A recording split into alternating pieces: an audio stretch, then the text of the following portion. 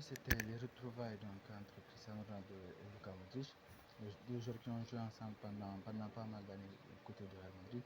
Donc, lors du match qui a opposé le Portugal à la Croatie, et match amical en préparation donc, de l'Euro 2024 qui va commencer à partir du 15 juin, le samedi prochain.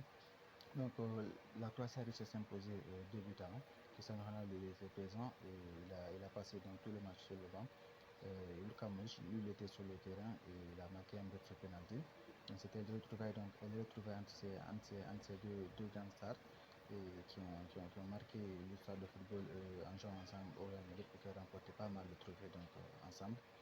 Et cette équipe de Portugal-là, ils ont une équipe incroyablement forte, une équipe à tous les postes qui est vraiment assez solide.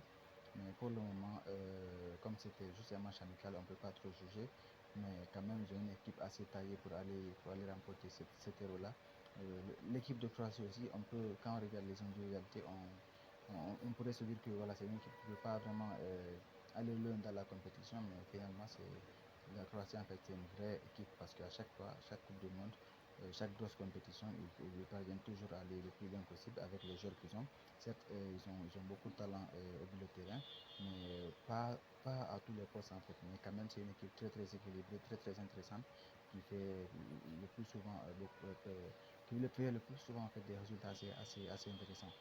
Quand même, on a hâte de voir maintenant l'Euro débuter et voir en fait qui va pouvoir remporter cette compétition-là parce qu'il y a pas mal d'équipes taillées pour remporter cette compétition-là. Je pense à l'Allemagne, à l'Angleterre, à la France et autres, mais vraiment ça va être de beaux jeux dans les jours qui suivent.